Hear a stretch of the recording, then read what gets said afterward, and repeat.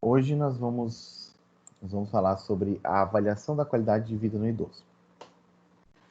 No encontro passado, mais precisamente, nós fizemos uma interpretação, uma analogia e também a, um pouco de aprofundamento na avaliação funcional do idoso, onde a gente pontuou algumas avaliações que seriam específicas da fisioterapia, assim como avaliações que seriam destinadas a outros colegas.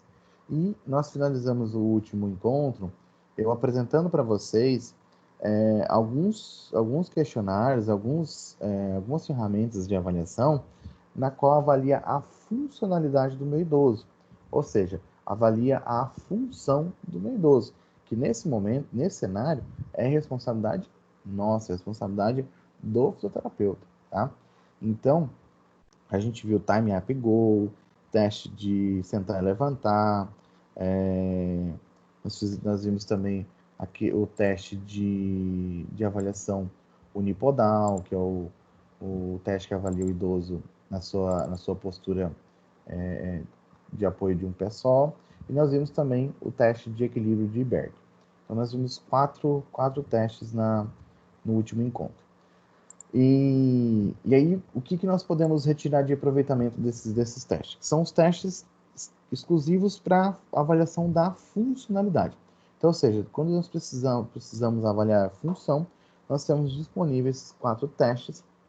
Claro, temos uma infinidade de testes, porém, esses 4 são os principais testes que a gente pode utilizar dentro da fisioterapia para avaliar a funcionalidade do idoso. Só que o idoso, na sua complexidade, nós não podemos deixar de avaliar outros aspectos, tá? Como o físico funcional, além do físico funcional, podemos avaliar o psicológico, fazer avaliação de memória, enfim. Então, essas outras avaliações a gente vai classificar como avaliação de qualidade de vida, porque, relembrando o conceito de saúde, que é um bem-estar biopsicossocial, então, para que a gente possa dar saúde para esse idoso, eu preciso não só fisicamente, mas eu preciso também estar bem psicologicamente, emocionalmente, como a gente viu também semana passada, a gente viu de comportamento, de humor, de além da função, tá? E aí, dentro da avaliação da qualidade de vida do idoso, nós temos que pensar o seguinte, que durante o processo de envelhecimento, nós temos as prevenções, né? Nós temos as prevenções hoje. Nós podemos ter um aumento da expectativa de vida da população, tá? Só que ao mesmo tempo, associado ao processo natural de envelhecimento, eu tenho a predominância de doenças crônicas degenerativas, eu tenho a perda de autonomia e independência funcional, eu posso ter falta de perspectiva, ansiedade e depressão, que tudo isso vai levar a uma piora na qualidade de vida, tá? Esses aspectos a gente já vem abordando, desde quando o idoso ele tem deficiência em viver sozinho, em ter seu autocuidado, em a família acolhê-lo durante o processo de envelhecimento. Então, ou seja, uh, esses aspectos a gente já vem abordando dentro de outras vertentes, tá? E que resulta tudo na piora da qualidade de vida. Então, se eu tenho um idoso que não consegue viver sozinho, não consegue sustentar, isso pode levar para ele uma falta de perspectiva, ansiedade, depressão. Se o idoso ele tem uma doença pré-existente, ele vai ter deficiência, dificuldade na sua autonomia funcional, certo? Ou ele pode desenvolver algumas outras patologias ao longo dos anos e isso acarretar numa limitação funcional muito mais crítica, na verdade. Então, tudo isso vai afetar a qualidade de vida do meu idoso, tá bem? E aí, dentro da avaliação de funcionalidade e qualidade de vida, que a gente já viu a funcionalidade no último encontro, e agora a gente vai focar um pouquinho na qualidade de vida, nós temos que pensar o seguinte, que a associação entre funcionalidade e qualidade de vida vão ser cruciais, tá, para o desenvolvimento e manutenção da vida do meu idoso. Então, se ele tem a funcionalidade e associada à qualidade de vida, que seriam os outros aspectos, eu vou ter o desenvolvimento e a manutenção de uma vida saudável, ou uma vida propriamente dita melhor, tá bem? Quando a gente fala nesse aspecto de melhor, são não só a ausência de doença, mas a possibilidade dele se tornar auto-independente, tá? E aí, dentro das avaliações, tanto físico-funcional, quanto a avaliação da qualidade de vida, nós precisamos avaliar nível de atividade física do idoso, tá? Capacidade cognitiva de memória e entendimento e avaliar, propriamente dito, a qualidade de vida, tá? Nós temos que fazer a avaliação de qualidade de vida também, para ver, até mesmo para a gente poder entender ou interpretar o que esse idoso avalia como qualidade de vida, tá? O que ele entende como qualidade de vida, e aí ver como que está a capacidade funcional e cognitiva desse idoso. Igual, por exemplo, hoje, se eu sentar com vocês e pararmos aqui agora e formos fazer uma breve pesquisa do que seria, o que você entende como qualidade de vida, então sairia várias respostas. Então a gente precisa entender, tá? Apontar o que seria de entendimento de qualidade de vida para que a gente possa fazer uma dosagem em relação a isso, tá? E aí, dentro das avaliações, eu vou apresentar alguns questionários para vocês. O primeiro é o de Beck, que é um questionário exclusivo para atividade física ou atividade habitual, tá? Antes de eu falar desse questionário, é interessante eu apontar para vocês a importância de utilização de questionário ou de ferramentas avaliativas, porque não só dentro, porque muitas vezes dentro da pesquisa a gente imagina, nossa, questionário só usa dentro do indivíduo que vai trabalhar com pesquisa, só vou usar questionários para iniciação científica. Não. Os questionários, eles existem para nos auxiliarem, tá? Como parâmetros avaliativos. Exemplo, assim como tem os questionários que têm os seus scores, na verdade, eu tenho, por exemplo, a goniometria. Quando a gente faz a avaliação da goniometria, eu tenho um score da goniometria. Então, por exemplo, a abdução e flexão de ombro, eles podem chegar até 180 graus. Então, o que eu vou fazer? Eu vou usar o goniômetro para fazer o teste de goniometria e vou quantificar aquela amplitude de movimento, tá? Então, isso nos dá um parâmetro. Se a gente for fazer uma interpretação, o goniômetro seria um questionário que nós temos um parâmetro, tá? Apesar que é um questionário mudo, não precisa de perguntas e respostas. Mas eu tenho um parâmetro, eu tenho eu tenho um início e um fim, certo? Ou seja, eu tenho partindo do zero até os 180 graus e eu vou utilizar isso como parâmetro para eu fazer a avaliação da minha DM. Agora, dentro dos questionários, dentro da aplicação dos questionários, a gente tem o mesmo raciocínio. Eu vou fazer a aplicação do meu questionário, que ele tem um score de 0 a X, e aí eu vou ver como que o meu idoso, como que o meu indivíduo, o meu paciente, está se comportando dentro desse questionário. E aí existem inúmeros questionários, tá? Cada questionário para uma afinidade, uma definição ou uma finalidade, tá?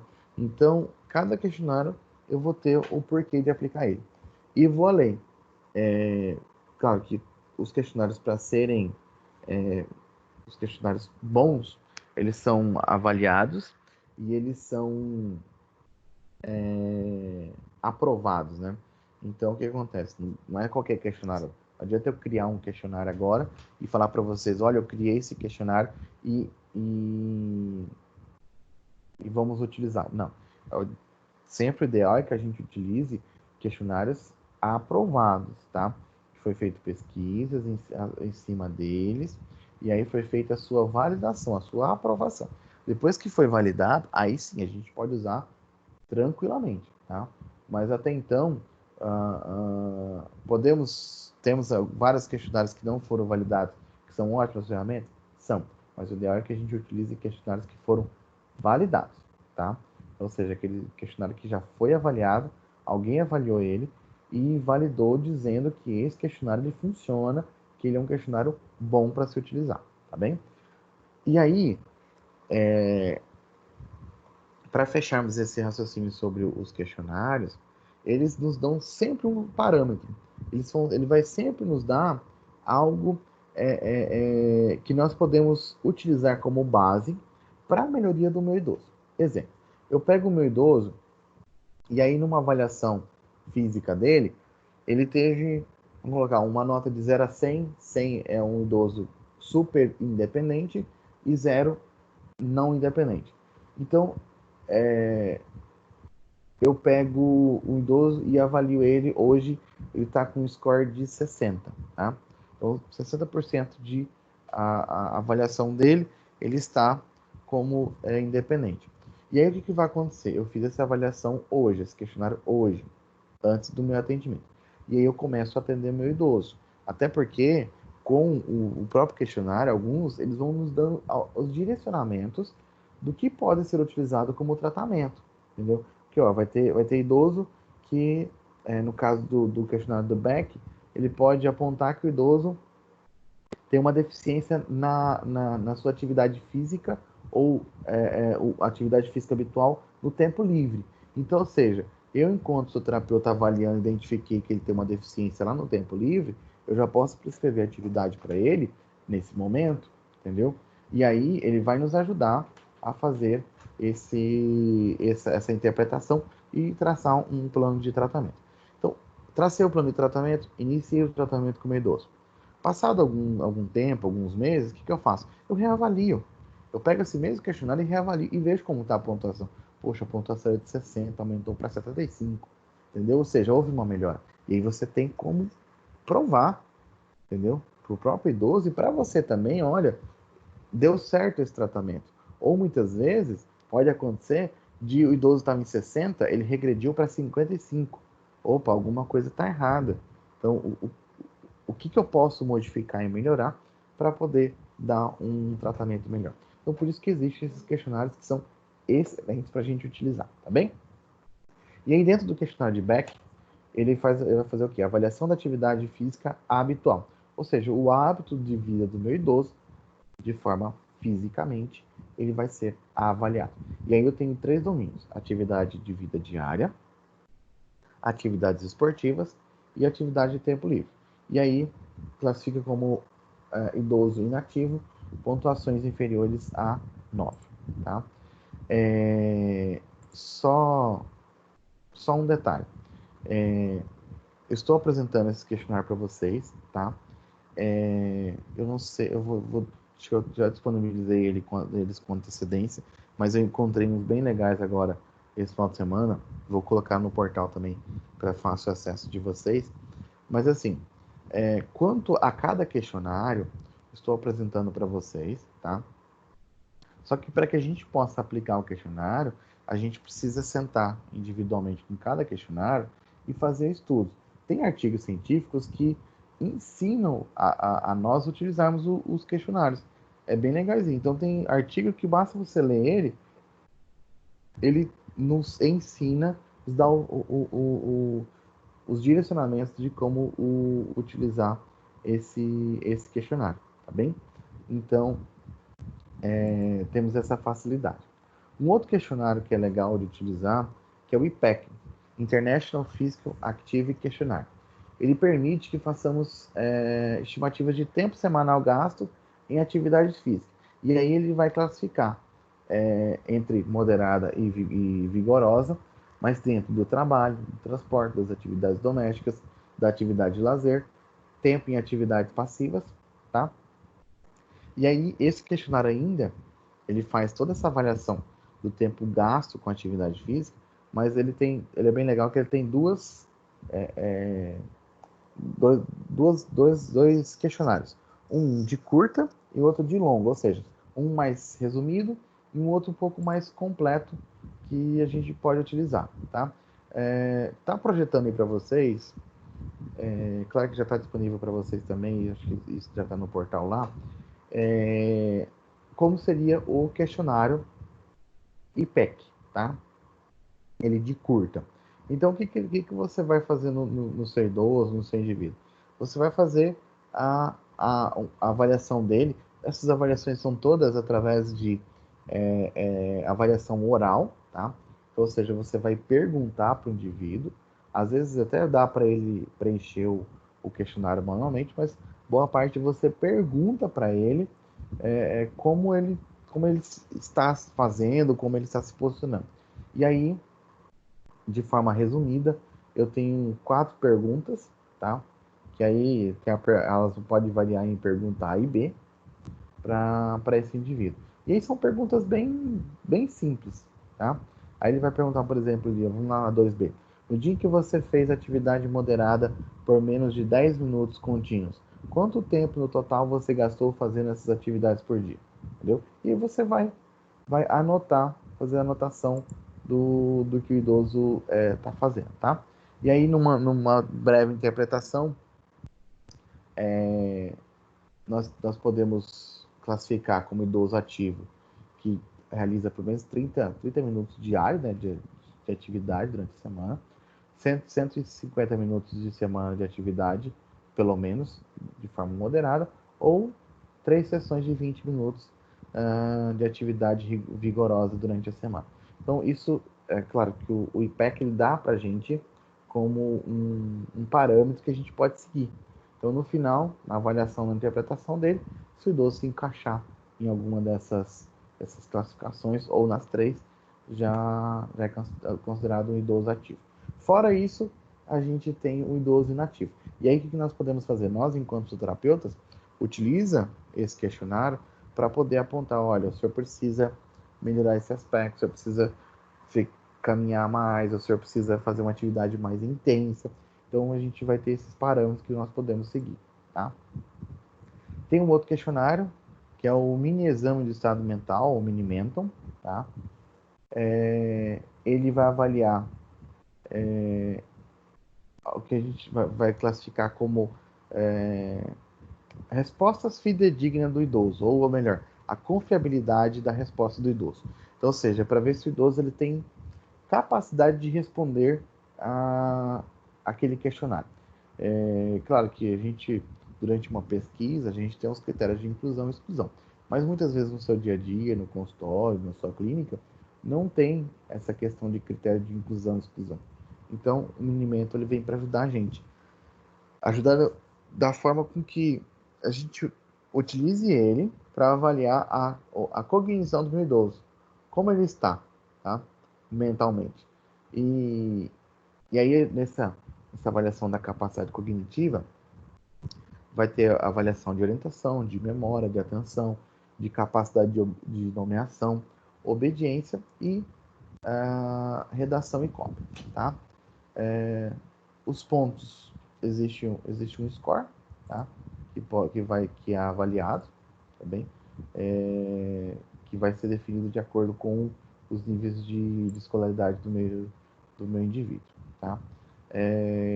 Numa projeção aí, não sei se já chegou para vocês, mas aí um minimento, você vai classificar como fazer avaliação, né? Nome, idade, sexo e avaliação da escolaridade, tá?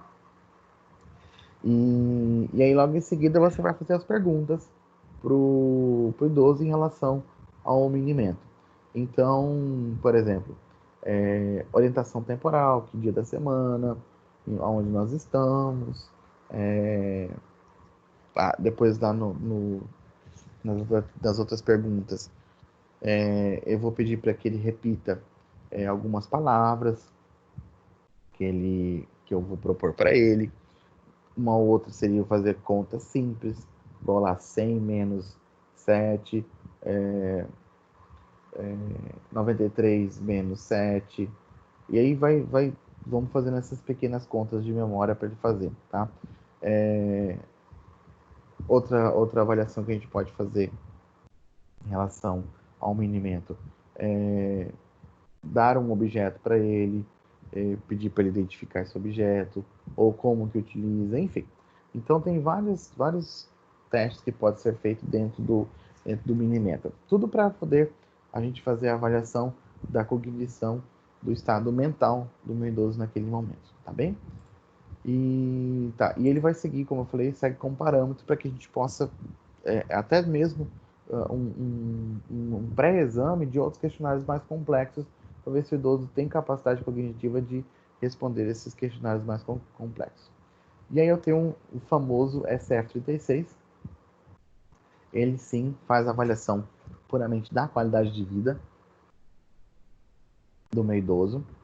E aí ele, na avaliação da qualidade de vida do meu idoso, ele avalia aspectos como capacidade funcional, limitação de aspectos físicos, dor, estado geral de saúde, vitalidade, aspectos sociais, limitações e saúde mental. Faço um adendo nesse teste, que é um teste, sim, conhecido mundialmente. O universo inteiro conhece esse teste. É um dos melhores testes para se utilizar, um dos melhores questionários para se utilizar para avaliação da qualidade de vida.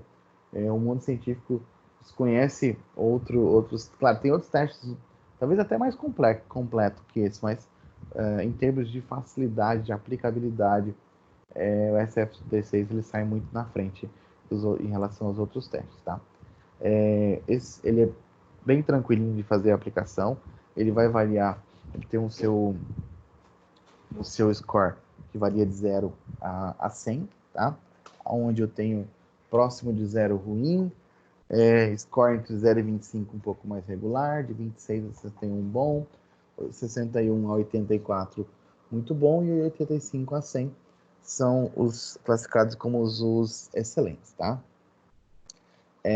Tem o SF-36, ele é validado, e o legal dele é que ele tem as suas adaptações, ou seja, ele não é um teste brasileiro, não é um teste internacional, porém, ele passou por várias atualizações e modificações no Brasil, para que ele possa estar sendo aplicado de maneira mais fácil para nós, tá bem? E aí, de uma forma para a gente fechar os testes, como eu falei, até falei isso no início, nós temos vários instrumentos que vai ajudar a gente dentro da fisioterapia, tá? Para fazer a avaliação da qualidade de vida, a avaliação da capacidade física do meu idoso, capacidade física funcional, e tudo isso vai nos ajudar, nos auxiliar para poder chegar a um tratamento ou chegar a um objetivo mais próximo da realidade do meu idoso, e também a gente não se perder nos planos de tratamento, tá bem?